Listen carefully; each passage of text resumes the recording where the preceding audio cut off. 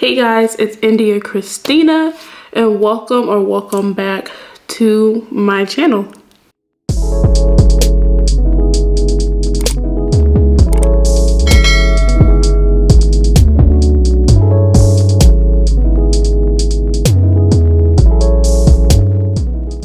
Okay guys, so we have some tea to get into because I felt like I should have made this video a long time ago, but I just was one of those things I said I was going to do and just never did. But now we're here. So I want to give y'all all the Korean like one-on-one info, what you need, what I liked, what I didn't like. And a lot of people make these videos when they come here, but I just feel like I wanted to give my own personal opinion, y'all. Remember, this is my personal opinion, my experiences that I went through living here in Korea for 2 years. So if you're just like, oh, I've been to Korea and I didn't experience that, that is wonderful. But this is the experiences that happened to me. So I just don't want, I'm not gonna just bash Korea because that's not what we're here to do. We're here to share and educate, just because moving across the world is a really big decision. So I wish I had a lot more information. I wish I knew a lot more than I did when I first came here, and maybe my decision would have been different. I don't know, but I just want to be able to provide more information that I didn't have when I decided to move here. So that's what we're gonna get into. So I'm gonna break it down by topic. So the first topic I'm going to share is what I liked. And if I'm looking to the side, y'all, I have my laptop because your girl wrote talking points because your girl has a habit of rambling. And I said, you know what? On this video, we're not going to ramble. We're going to be direct, straight to the points. So I need to make sure I stay with my notes. Anyways, so I'm going to talk, first topic is what I liked about living in Korea. Of course, I'm going to talk about what I didn't like. I'm going to talk about things that I wish I brought with me when I moved here, and then things that I learned or I wish I knew before living here. So I feel like those are like the main things, and within those topics I'm gonna break down like further, but but those are the things that I'm gonna talk about. So yeah, y'all, let's get into the first topic. Right, y'all, so now let's talk about what I liked about Korea. Now I'm gonna start off with the food. I actually like the food in Korea. I know a lot of people are kind of iffy about the food, but I actually liked it. Now I experimented more than I ever had in my whole entire life. As I said, I'm from Texas. I lived in Texas for 12 years. So the places that I go to are pretty familiar with me. So when I came to Korea, I really had to step out of my comfort zone with trying new foods. And my husband forced me a lot of times to try different things, but I feel like once I found like my dishes that I liked, like for example, I loved a lot of the Korean soups. I kind of had like 2 or 3 soups that I liked. I really enjoyed spicy pork. I am a pork eater. I know a lot of people don't eat pork. I'm sorry, y'all. But in Korea, they eat a lot of beef and pork. Like chicken is not a big thing. Like they eat chicken, but beef and pork everywhere. So I could tell y'all when I first got to Korea, beef and leeks are a thing. Like Korean barbecue, there's one at every corner. Like the way in America there's McDonald's at every corner, there's a beef and leaf at every corner. So coming fresh from America, coming to Korea, our taste buds are just different. We heavily salt our food in Korea and America. So coming fresh from America, coming to Korea, I remember, I think the first restaurant I ate at was a beef and leaf, maybe. I think it was, I'm not sure, but we went to a beef and leaf. So there's different type of beef and leaves. You can get ones that had like the marinated meat or just straight meat. So I think we went to one that wasn't marinated, and it was just like they cut up the cow, you get the meat raw, cook it on the thing, and you eat it. No salt, no pepper, just straight meat. So when I'm eating it, I'm just like, where the salt? Like, I need some seasoning. But it was just like, that's just how it is. Like, they appreciate just the meat itself. Now, they do have other beef and leaves that I actually do like, where they have the meat marinated in like seasoning and salts. They give it to you marinated, you cook it on the stove and eat it. Those are my type of beef and leaves.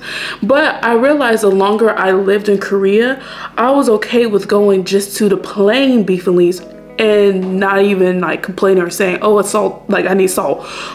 I didn't need it no more, because your taste buds adapt over time.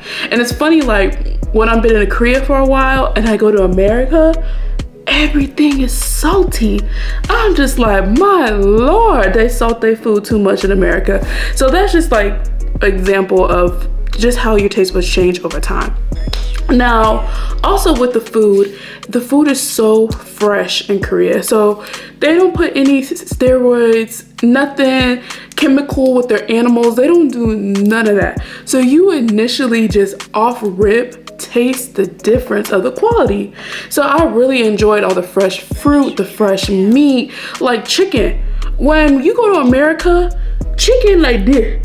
Chicken should not be that big, but when you go to Korea, the chicken like this, because they don't pump their chickens with steroids. So it's just like, when you first see those things, when you first get, you just realize like, America, they trying to kill y'all. They trying to kill y'all, because it's just like, you just see the difference with how the food tastes. Vegetables, fruit, like fruit is actually like it's seasonal there. So they have like strawberry season, and then when the strawberry season's over, it ain't no more strawberries until the next time around, because they don't grow it all year round like America. So just going through that, you naturally start to lose weight too, because you're not eating all these bad chemicals and things like that. It's just, I can go a whole rant about food, but that's just what I liked most about Korea is the food, all the different types of food that I tried. Some are hit and miss. As you know, in my vlog, it's tough to try to find things that I liked, but once I found what I liked, I stuck with it. It was good. Next is traveling. Oh, I feel like that was his #1 for me, is the traveling in Korea. And even throughout the cities in Korea or the countries next to Korea. Think about it, y'all. Y'all can go to Bali, freaking, what else? Vietnam, Philippines, Thailand, all these places for so cheap because you're already in Asia. So I went to, and I have a Thailand vlog, and I broke down the prices of everything, and I don't want to say wrong, but I know like it was less than 200. You can get a $200 or maybe $300 ticket to Thailand. For Tokyo, that's dirt cheap. You can literally get a ticket for $98 to go to Tokyo if you plan early enough. So I loved all the travel that I did while living in Korea, because one is so cheap, and these countries are so cheap when you have, you know, compared to US dollar. I love that for us. So definitely when you move to Korea, keep that in mind. Get out, go explore all different countries, because coming from America to get to those countries, thousands of dollars. When you're already in Korea, hundreds. So keep that in mind. So next one is the cost of living, y'all. Like I said, this can be different just because the military did pay for our apartment. It paid for our utility, electrical bills, but I'm talking more of like day-to-day cost of living, like grocery store kind of thing. Gas is expensive over here. I ain't gonna lie, gas is expensive. If you go on a military base, it's high compared to America, but I'm more so like grocery shopping and kind of like restaurant eating, because in Korea you are gonna eat out a lot, maybe because the commissary on the military base, y'all, trash, so trash. The food is like, by the time you get the food in the commissary, the food is mostly molded or old, and since the Camp Humphreys is such a big base, they literally have to, they monitor how much meat you could take per family because they don't want to run out. It's just, go to the commissary to get your little American snacks, but other than that, I would recommend getting like your fruits, your vegetables, meats off base, because one, it's cheaper, two, it's better quality, and it's just all around just better.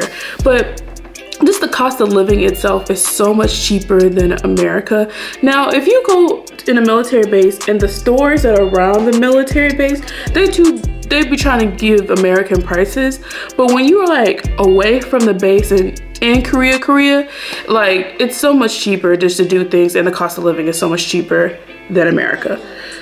The next point I got is skincare.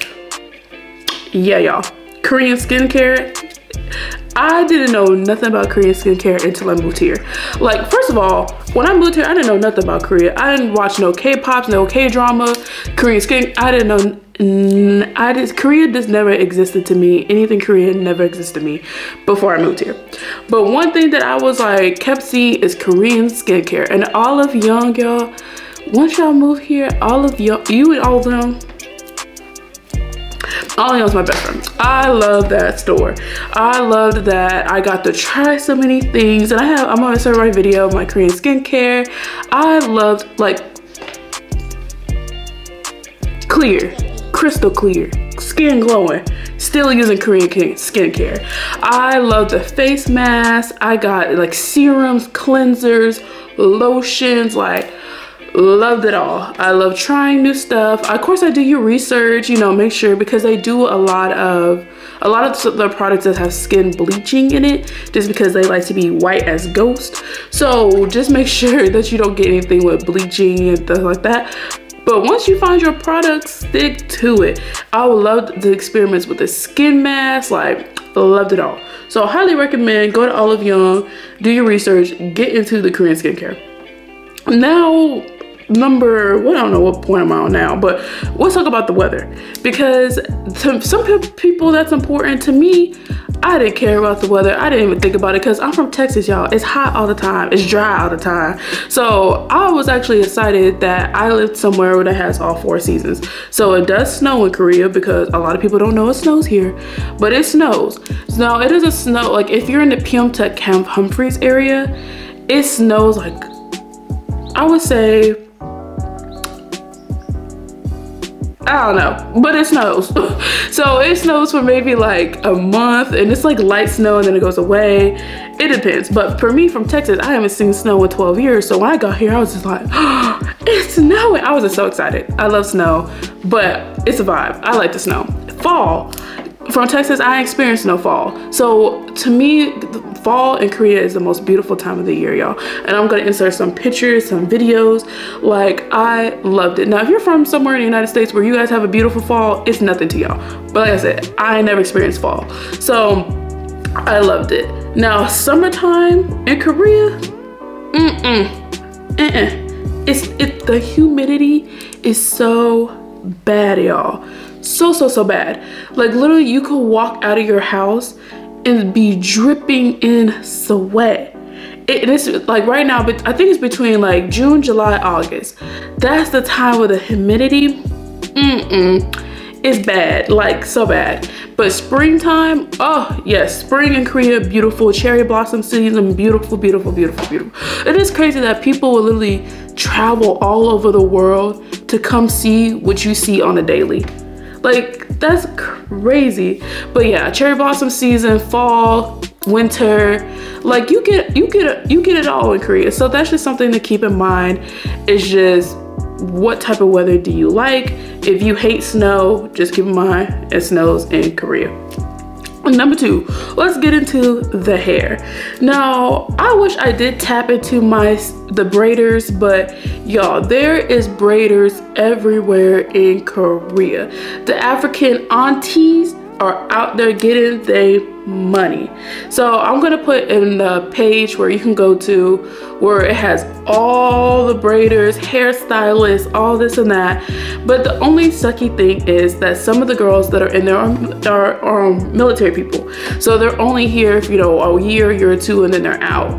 So you find your hairstylist, you go to her for a year, and the next thing you know, she gone. So that's just the only sad part, is like, it's such a like an area where people are always coming and going.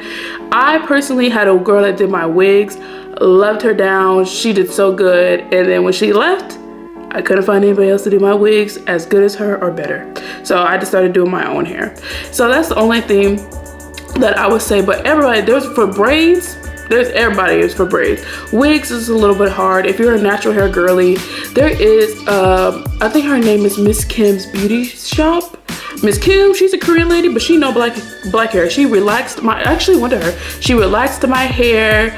I only went to her once just for her to relax it, but then I went back natural. So she does silk presses, all kind of stuff. So I'm gonna try to share, and I know she's still there because her shop, she's actually a Korean lady, has a shop, but doing black women's hair for years. So I'll put her name here, or natural hair, but braiders, you always gonna find a braider. There is never a drought with braiders. And then I was gonna talk about how easy, like if you have a side hustle, like say you're in you're a wife and you do like, you know, I don't know if I want to work, if you have a side hustle, bring that side hustle here with you, because there's always a need for something. If you're a decorator, you like to cook, make plates, do desserts, whatever, do it in Korea.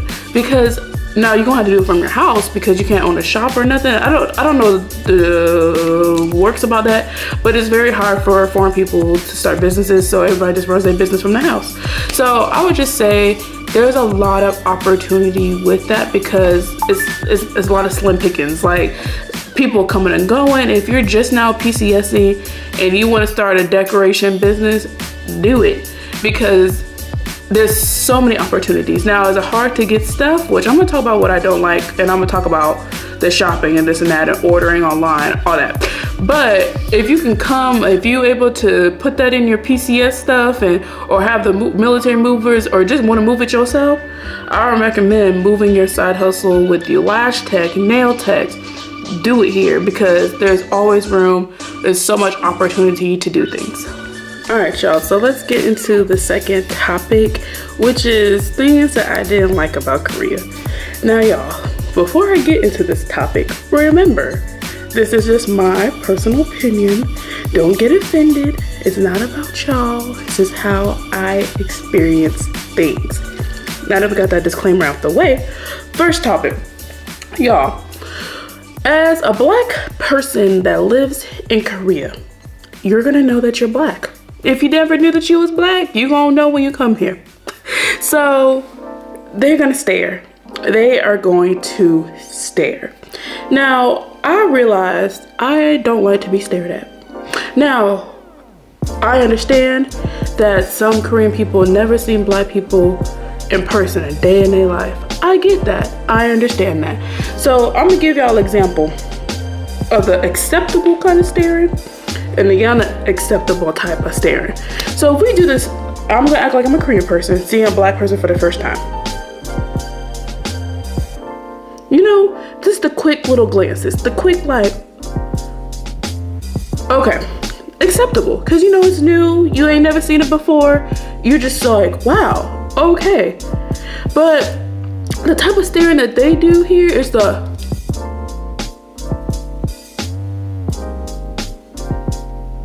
locked in. They don't try to break away, make it discreet, nothing. And that's the type of staring that I'm just like, can I have my face back, please? That's what makes me uncomfortable. So if you do not like to be stared at, keep in mind, they're gonna stare. And then sometimes they take it another level, that they're gonna take pictures and videos of you. So they would literally be like this.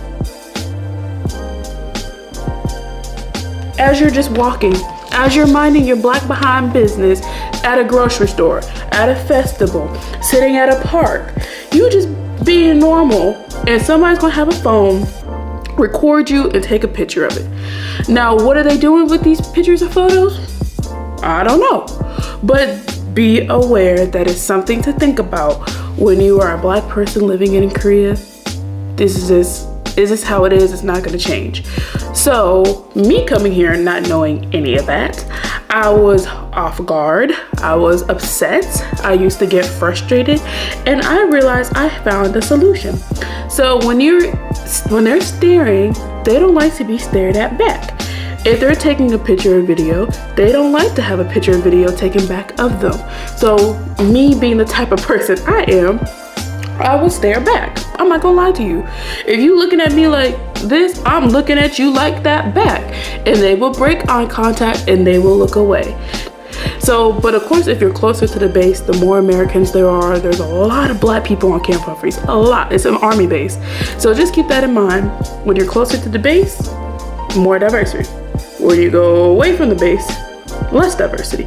Unless you're in Seoul. Seoul is a melting pot because people from all over the world. It's a tourist attraction, a tourist city. So in Seoul, it's a little bit more diversity, but you still have the staring, you still have the phones taken out. It's just part of what's living here. But necessarily, did I like it? No. Did I get used to it? No. I still lived here for 2 years, and if somebody stares at me for too long, I'm just like, I stare back. It's just, they don't like to be stared at, so that's just something to keep in mind. Another thing that I didn't like is it is racism. It's racism everywhere, y'all. You can't escape it. It's everywhere. But when I lived in Texas, I'm from San Antonio. So San Antonio is a melting pot. So I never really had any racial encounters until I moved to Korea. So it's a crazy thing to say, but just where I lived and who I was around and the type of city that I lived in, I just never experienced racism like that until I moved to Korea. So I'm just thinking like, oh Lord, like I never dealt with nothing like this before. So I had to learn how to deal with it. And I will use the example that I had, that me and my husband, we were walking around, we saw a bench, we got tired. There was, I think it was a Korean man at the opposite side of the bench. Me and my husband sat on one side, he got up and moved and went to the other bench because he didn't want to sit next to us. And it's just like little subtle things like that. We and my husband been in stores, we've been followed in stores before, and it's just like, oh, like they automatically think we're gonna steal or they don't want to be next to us. I don't know. But like I said, I haven't personally experienced stuff like that when I lived in Texas. So coming to Korea, experiencing these things for the first time, I'm just like, wow, like I was shocked. I was really shocked. But my husband always tries to play like both sides, but he used to tell me like some Korean people have never interacted with Black people. The only interactions that they see is what they portray on the news. And if you aware, they do not portray Black people as well on the news as other people. So of course, if they're seeing a Black person thinking what they see on the media and news, they're thinking we're all like this. So it's just a hard pill to swallow. You try to show grace, but sometimes they can be very rude. Say if you're on a subway, packed subway, and you sit down, that seat will remain open because nobody will want to sit next to you. And it's just like, it can be kind of hurtful because you're just like, dang, I never experienced nothing like this in my life. Or some people be like, I don't care, more room for me on the train, which is how you try, this is how you, perspectives. You can think, you know what, I'm happy that I have this space. I'm happy that, you know, nobody has to sit next to me just because I'm Black and, you know, I don't want to sit, nobody wants to sit next to me. Or it could come from, dang, like I have an open seat, but nobody wants to sit next to me just because of my skin color. So it's just really like perspective on thoughts. And speaking of that, y'all, personal space in Korea is not a thing.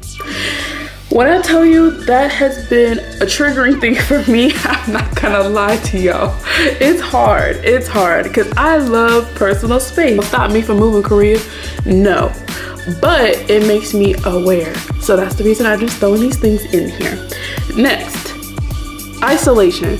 Now y'all, how do I say this? Like, isolation is different for everybody. I'm just gonna share my personal experience with isolation.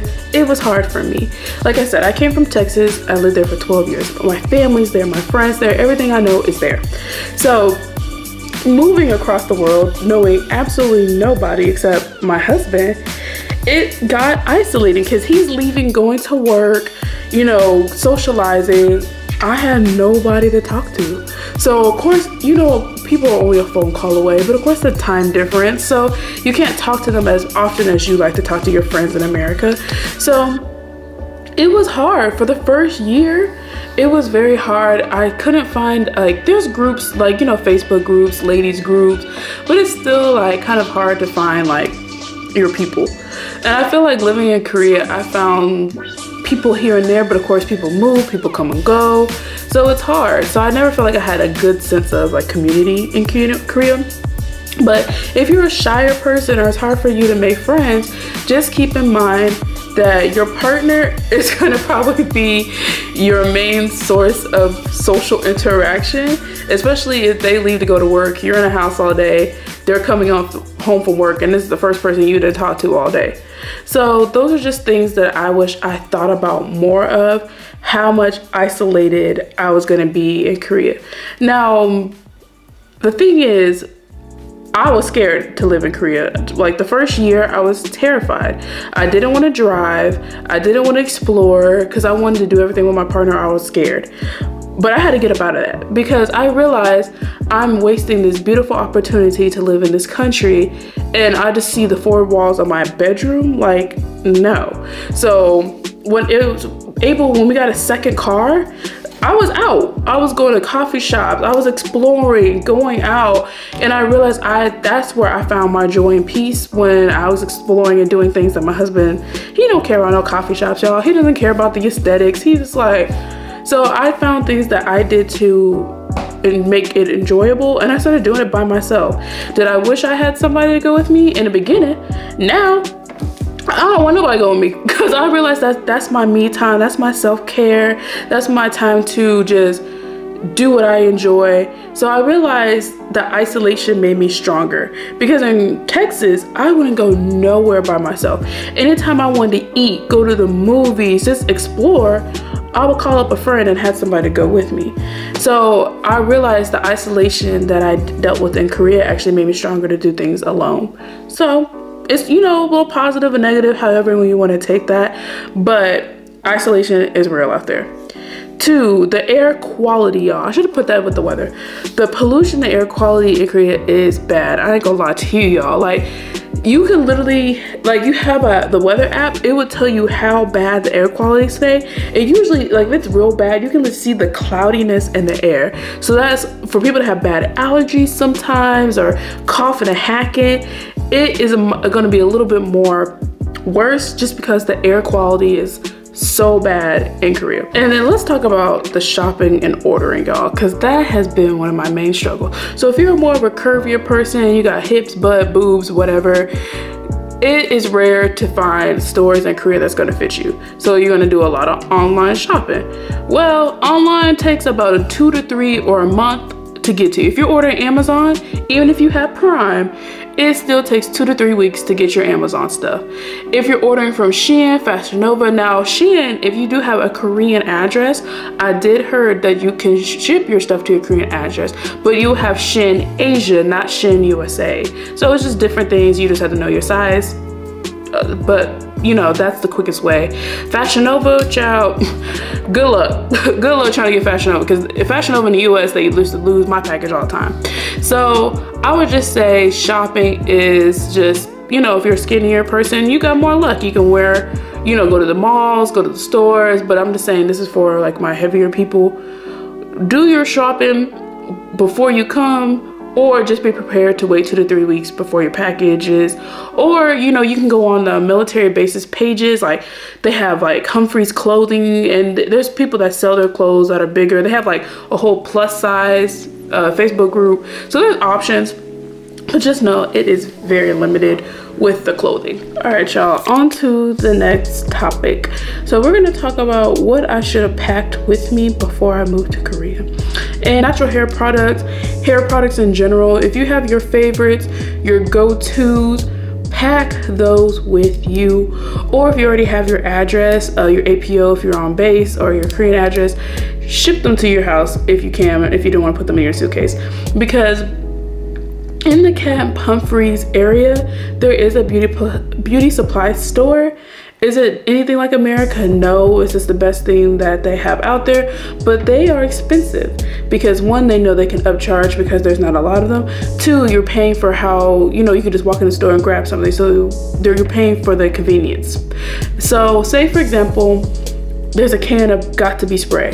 I think I only paid like, and this is when I first moved here, and I think this lady like got a scam, but she charged me like $30 for that Got to Be spray. And of course in America it's maybe $6, $7 depending on where you get it. And when I look back at my bank statement and saw that I spent $30 on a can of Got to Be spray, I called my best friend and I was like, please mail me some, because at this point it was cheaper to mail a whole bunch of cans of Got to Be spray before going to that beauty supply store, and I never walked in there ever again. So just know that they are going to try to upcharge you in there. But if you have the opportunity to have your hair, like even if you're natural hair, there's not a lot of places that share or sell natural hair products. So I would say bring those in your suitcase. Another thing I would say is like your favorite American snacks for the people that do not have access to the military base.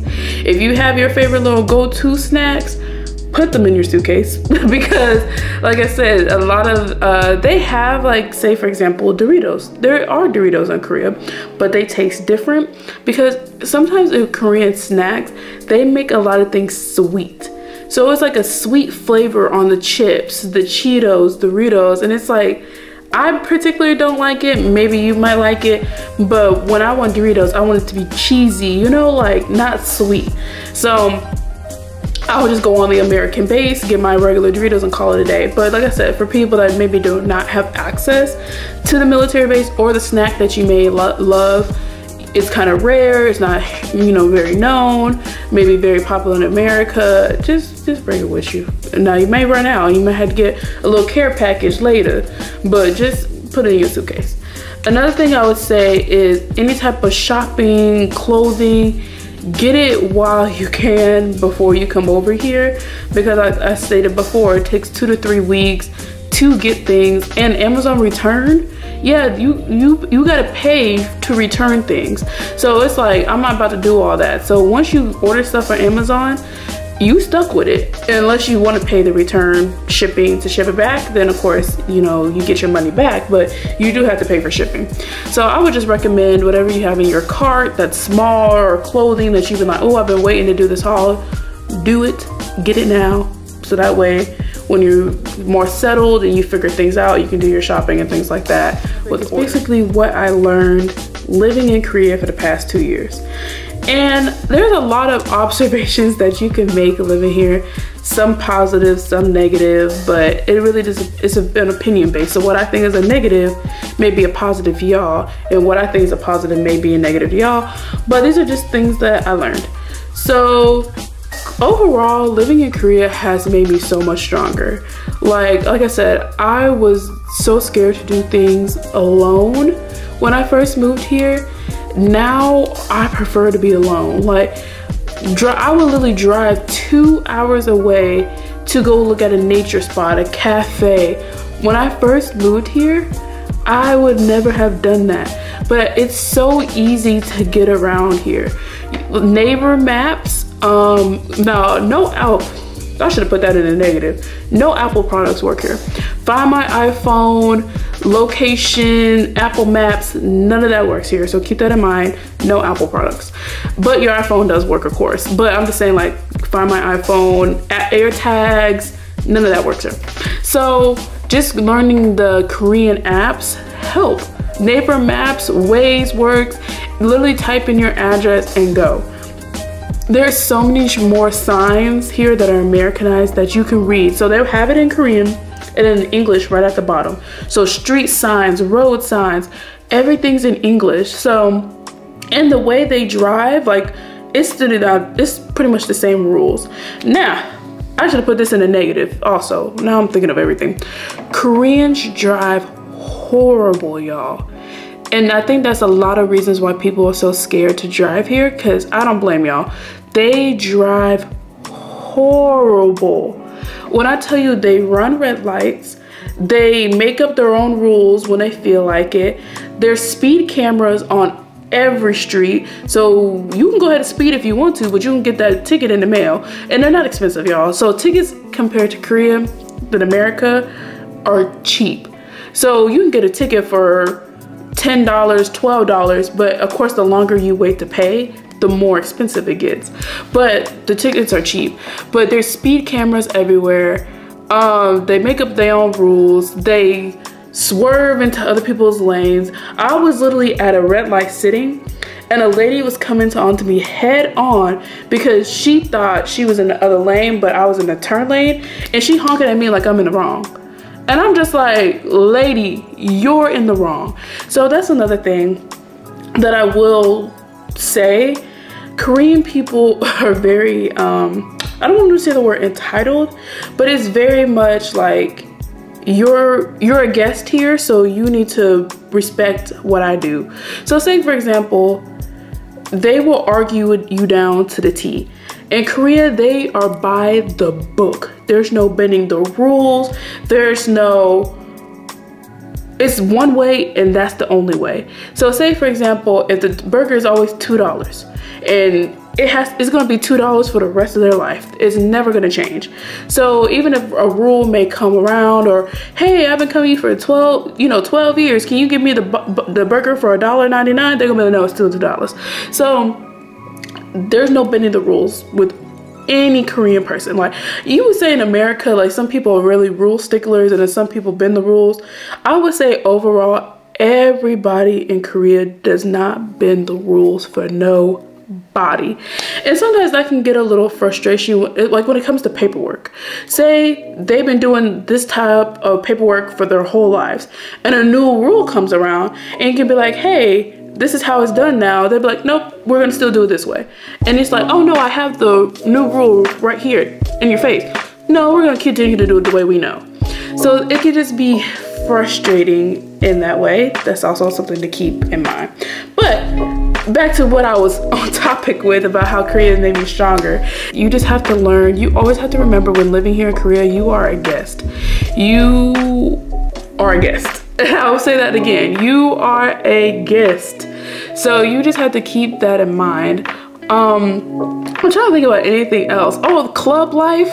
Y'all, I was outside when I first moved here. I was outside and I went to the clubs that was by the military base because they were more Americanized, but you can go to Hyundai. So I've been all up there and they do have clubs that they don't let foreigners in. It is what it is. They will say a sign that says no foreigners, or if you try to walk up to the door, they hit you with this X, like you're not getting in there. So I like some stuff they keep for themselves, some stuff like if you know enough Korean people that can get you in. Look, hey, when I was outside, but I was barely outside. So it's just a whole different life out here in Korea. I feel like I learned a lot. I'm grateful for being out here because so many Korea is some people's dream place to live, and I will never take it for advantage. But I know like it's not for me. I've been here for 2 years, been here long enough, I'm ready to go. But I'm glad for having this beautiful opportunity to live here, especially like I said, rent-free, paying no taxes. Like we're making a lot of money to be here. And that's what I want to say. Like some people be like, well, why are you in Korea if you don't like it? Well, baby, money talk. And money's good. So I'm gonna be here and then when it's time for me to leave, I'm gonna leave. But money talks, y'all. So as much as I'm not happy being here, I'm trying to be here debt-free, making money, no bills, no rent. Like that's why I'm here, because the money is good. So like I said, money is not everything. So I'm only here for temporary. Me and my husband want to stack up and then we're out of here. So I hope this video was helpful. Y'all taking the time to watch this video, listen, and I don't want this to be a discouragement of coming to Korea. Like I said, come here if you want to, but just know, be aware of everything. And that's what I wish I was more aware of everything. Would it have changed? I don't know, honestly. But I would just say that I wish I had the information that I know now. That way it would have been part of my thought process of moving here. But I hope this was helpful. Don't forget to like, subscribe, and share. And I will see you guys next time.